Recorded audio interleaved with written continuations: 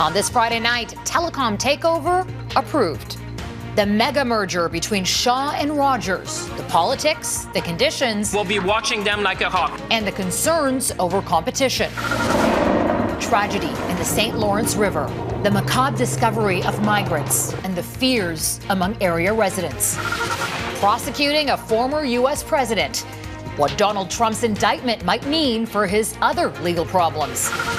Plus, no longer being brushed off. We're trying very hard to get beyond a colonial attitude. Canada's expanding curation of Indigenous art. Global National with Farah Nasser. Good evening, and thank you for joining us. We begin with one of the biggest corporate takeovers in Canadian history that's set to reshape telecommunications in this country. The federal government has granted final approval of Rogers' multi-billion-dollar acquisition of Shaw Communications. The $26 billion deal received the green light almost exactly 2 years to the day after it was first announced.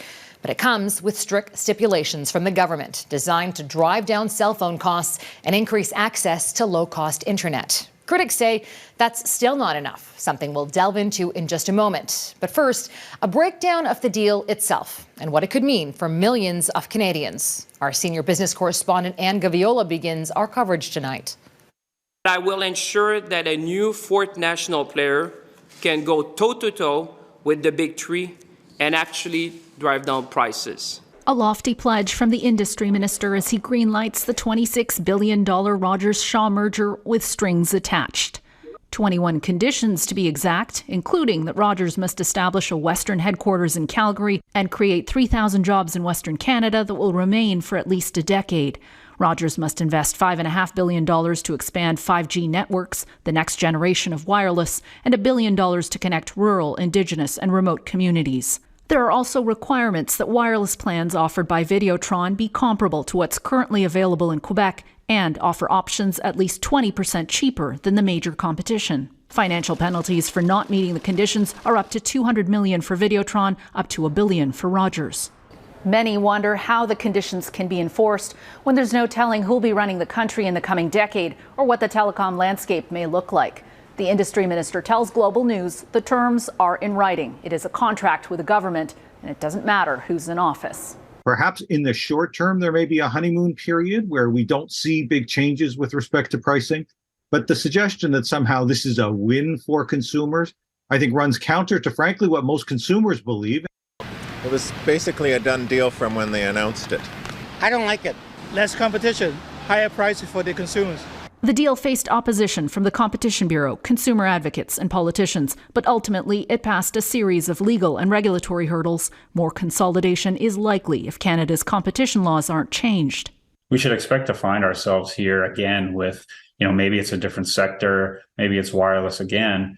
There will be another mega merger. The Rogers-Shaw deal is important for fostering confidence in Canada's ability to get business deals done, according to the C.D. Howe Institute. A no from Ottawa would have created economic uncertainty. Every other company that makes an investment in this country is going to think twice about what the law means and how much they can count on the law to protect their investment, protect their plan. Alberta's Shaw family controls both Shaw Communications and Chorus Entertainment, the parent company of Global News. Anne Gaviola, Global News, Toronto. When Rogers first proposed to acquire Shaw back in March of 2021, the deal got a thumbs down from every political party on Parliament Hill. Then the companies involved reworked the pitch and went back to the Trudeau government. The changes changed the mind of the Liberals and allowed the deal to proceed. But opposition parties still aren't sold on the transaction. Our chief political correspondent, David Akin, has a reaction for us from Ottawa tonight. David. Well, Farah, the government may have changed its mind on the takeover of Shaw by Rogers, but the opposition remains steadfastly opposed. The leader of the opposition. Liberals love to suck up to big oligopolistic corporations that raise prices on consumers and make life less affordable. The Conservatives slammed the decision to let Rogers buy Shaw. Today, they announced that they think that there's too much competition in the wireless and in the internet business, and they've allowed for a massive merger. And the NDP were just as harsh. This is a disaster that will end with less competition, massive layoffs, and higher prices. Why have the Liberals thrown in the towel, sided with the telco CEOs, and are sticking Canadian families with higher prices and the bell? But the government believes that a strong fourth national wireless player, that would be Freedom Mobile under new owner Videotron, will actually lower prices. The Canadians have told us one thing: bring prices down. More competition, and the way to do that in Canada is to have a fourth national player, Madam Speaker. That's why we impose conditions, because we want lower prices for Canadians, and we'll be watching them like a hawk. The partisan back and forth aside, the massive telco deal has highlighted the need for some broader policy reforms to better regulate mergers and encourage competition, and be able to do it more efficiently. Competition law professor Jennifer Quaid told the industry committee as much. I actually would make a plea for a bigger picture approach to maybe think about how can we build a system that isn't siloed, where regulators can consult each other and work together, and we're not stepping on each other's toes. As for the telecom sector, all parties on the Commons Industry Committee already unanimously recommended structural changes to the telecommunications industry. And the industry minister says if Rogers and Videotron are not meeting the government's objectives, well, that might be something he will consider. If we don't see meaningful reduction, I'm in the House of Parliament this morning, I'll be seeking additional power to make sure that we drive down prices. And at that time, everything is on the table. In the meantime, the government has frozen all transfers of any telecom licenses, giving itself some time to assess the fallout from this mega deal. Farah. David Aiken in Ottawa. Thank you, David. Now to the disturbing discovery and recovery mission in the water around Akwesasne, Quebec, where divers searching a section of the St. Lawrence River found 2 more bodies following a boat capsizing yesterday near the U.S. border. The bodies of 8 people, including 2 children who both hold Canadian passports, have been pulled from the river. Early signs suggest it's the tragic reality of human smuggling. Police say they are still searching for the 30-year-old owner of the small vessel. Akwesasne is in Mohawk territory, and it lies in the middle of the St. Lawrence, straddling parts of Quebec, Ontario, and New York State. Prime Minister Justin Trudeau says it's a heartbreaking situation. Those who drowned are believed to be from 2 migrant families from India and Romania. It's believed they were trying to cross into the U.S. illegally from Canada. Braden Jagger-Haynes reports. What started as an initial search for one missing person turned into a horrific discovery. The bodies of migrants of Indian and Romanian descent were pulled from the frigid, marshy waters of the St. Lawrence River near Akwesasne, Quebec. 2 Canadian-born children were among the dead. Police believe the families were trying to enter the United States illegally. Authorities located the bodies while searching for a 30-year-old Casey Oakes, a local who was reported missing and was last seen in a small boat Wednesday night.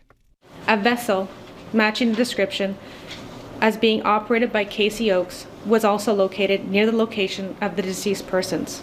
The territory straddles Quebec, Ontario, and New York State and is known as a transit point for smuggling.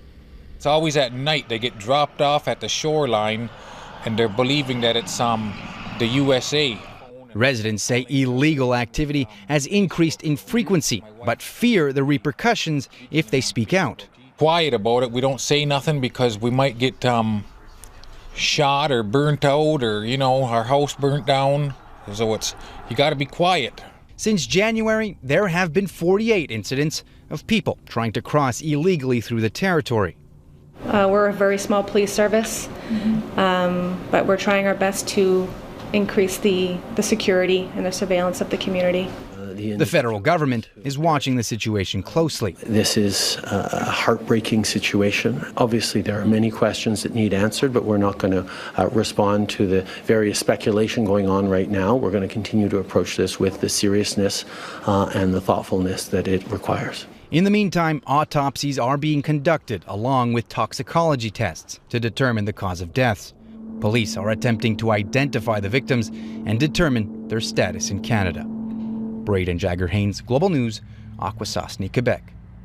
To the U.S. now, where a man who once held the most powerful office in the world is days away from having his mugshot and fingerprints taken.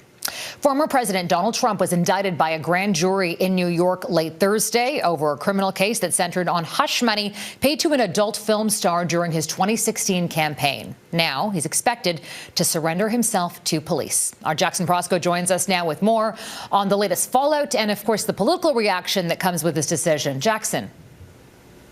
Well, Farah, in many places, this is seen as a test of whether or not a former president is above the law. But tonight, Donald Trump is claiming political persecution, and he's trying to rile up his supporters in his defense. It's a stress test for American democracy and a stunning fall for a former president. Donald Trump's arraignment will take place inside this Manhattan courthouse next week after he surrenders and is fingerprinted and photographed. A first for any former or current president, but the same treatment as any other criminal defendant. This is one of the first times in his life when he has to play by the rules that everyone else plays by. Late Thursday, Trump was informed of the New York grand jury's decision to indict him. Despite all the scuttlebutt and rumors and whatnot, we believed and hoped that rule of law would have prevailed, so he initially was shocked.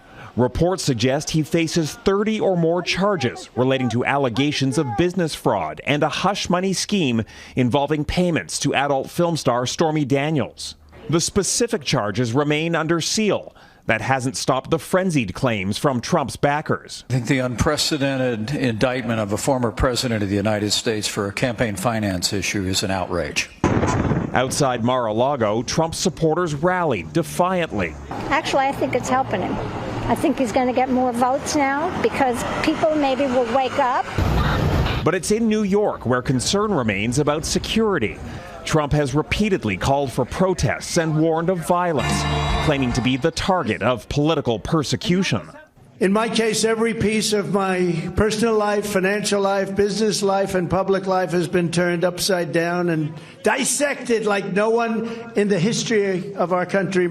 What happens next could define the 2024 presidential campaign, where Trump is still a candidate. I'm not going to talk about Trump's indictment. New York could be just the start of Trump's legal troubles. He still faces multiple probes in far more serious cases involving election interference, classified documents, and the storming of the U.S. Capitol. The charges here may open Pandora's box in terms of the other prosecutions that he's facing around the nation. So, Jackson, could Trump face prison time? And what do these charges mean for his presidential campaign? Well, when it comes to the campaign, it's full steam ahead. In fact, within minutes of the indictment being revealed last night, Trump was attempting to fundraise off his own looming criminal trial.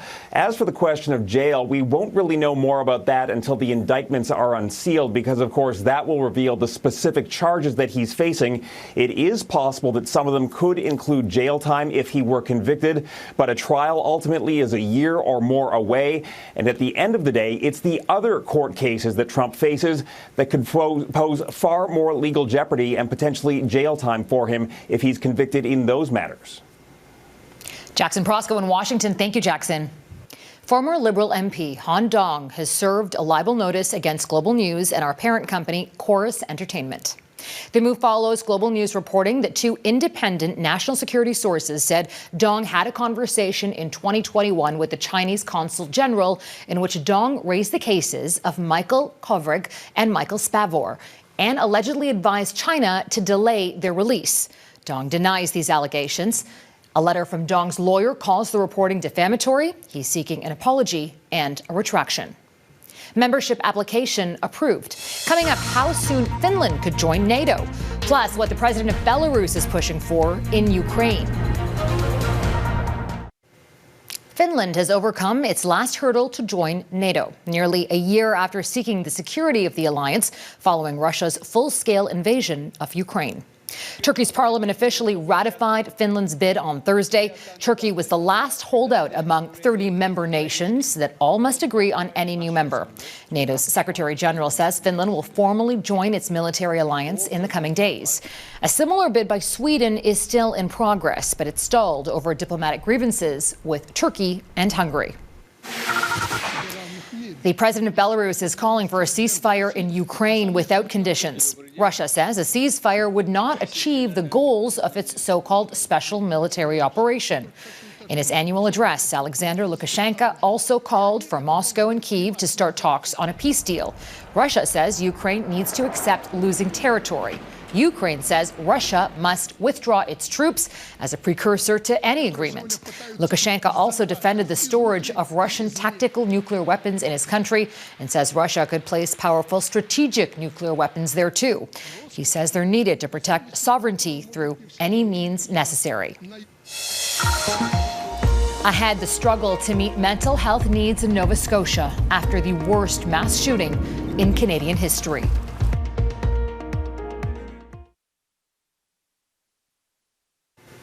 One of the most powerful messages from Nova Scotia's Mass Casualty Commission is a warning about mental health. The final report into Canada's worst mass shooting was released on Thursday. The commissioners say even 3 years later, there is a public health emergency. Mike Armstrong explains. It is a community still reeling from what it went through. There is the loss, 22 people. Friends and family were deeply affected. And then there are people like Janet Ackerman, who followed the news and hid in her home. She lives just a few kilometers from where the whole thing started. The gunman's home was on this property. While he was on the loose, Ackerman hid. I was locked up in my bedroom and I just stayed there. So that's what I did. The whole day? The whole day. It was in a way a trauma on top of a trauma. The mass shooting took place in the first weeks of the pandemic. Across the country, psychologists were already busy. The Mass Casualty Commission's final report says the mental health needs of the communities most affected were never met. There is still, to this day, it says, a public health emergency. Families are not receiving the mental health support that they need. The local MP says after the tragedy, governments never stepped up. He says people have been paying for mental health services out of their own pockets, that there's been no compensation. That is something the Commission says should be addressed.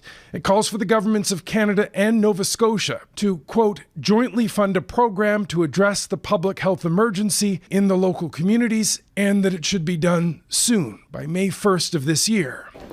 Both the Prime Minister and the Premier were at the report's release, neither committed to anything, saying they need time to study it.